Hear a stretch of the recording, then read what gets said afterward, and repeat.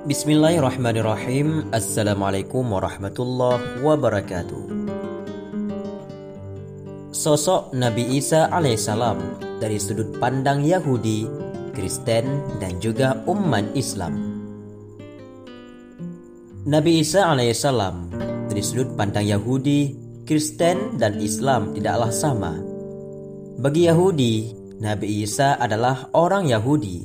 Beliau keturunan Bani Israel. Dia juga hidup di tengah-tengah komunitas Yahudi.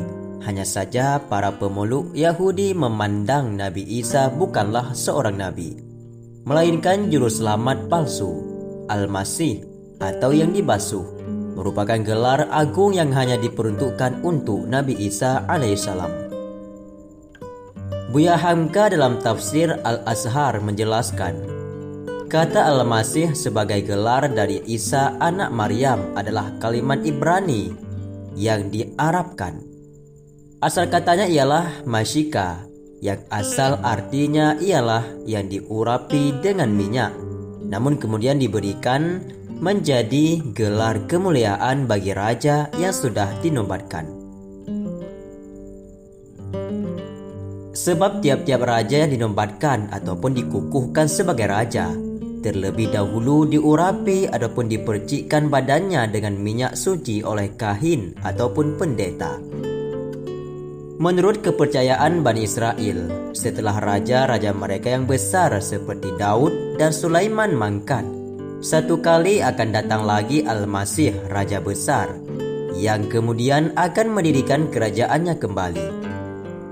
Setelah beberapa lama kemudian, Nabi Isa anak Maryam alaihissalam diutus sebagai nabi. Beliau diberikan gelar Al-Masih yang berarti raja itu.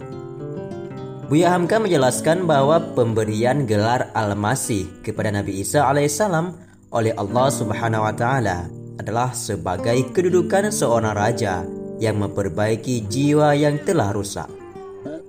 Namun demikian, orang-orang Yahudi tidak ingin mempercayai sebab mengganggu kedudukan mereka yang telah kokoh dalam masyarakat.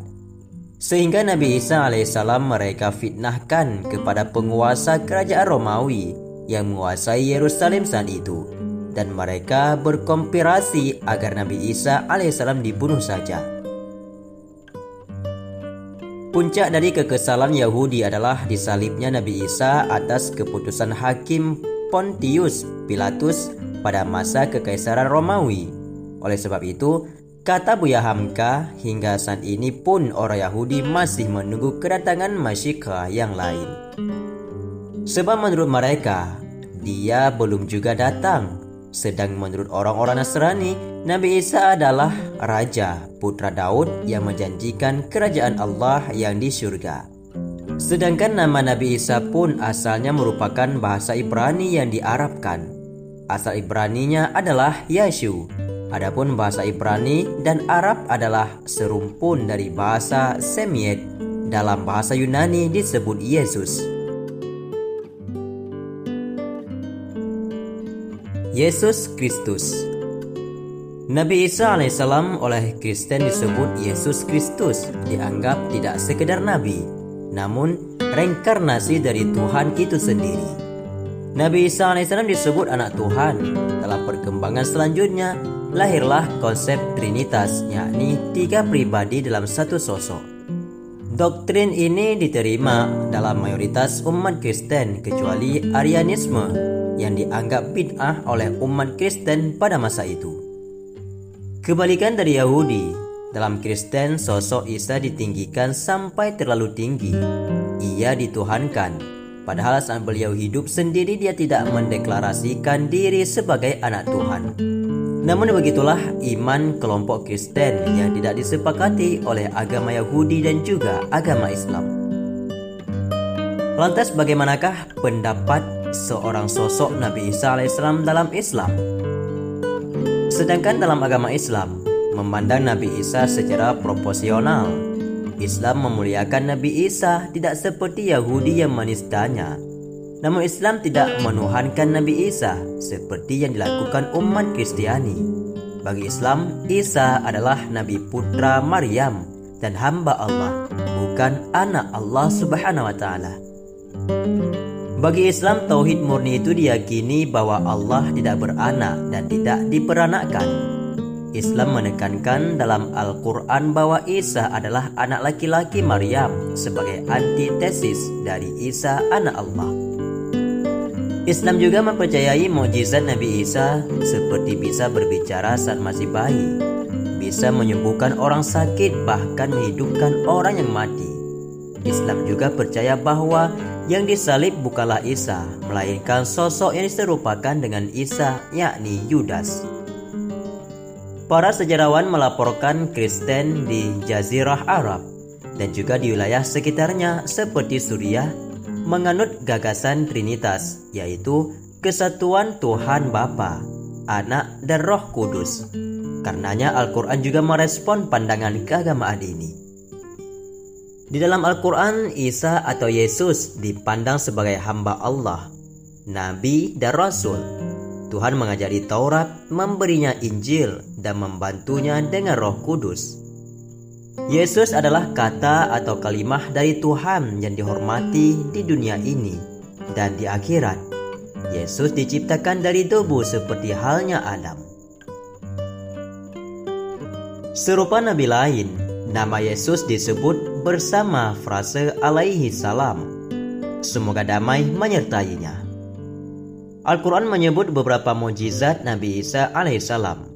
Ia dapat menyembuhkan orang buta dan sakit kusta dan membangkitkan orang yang sudah mati menjadi hidup kembali. Begitu pula Yesus dapat menciptakan burung dari tanah lempung. Ketika para pengikutnya meminta, Nabi Isa dapat menghadirkan meja yang penuh hidangan.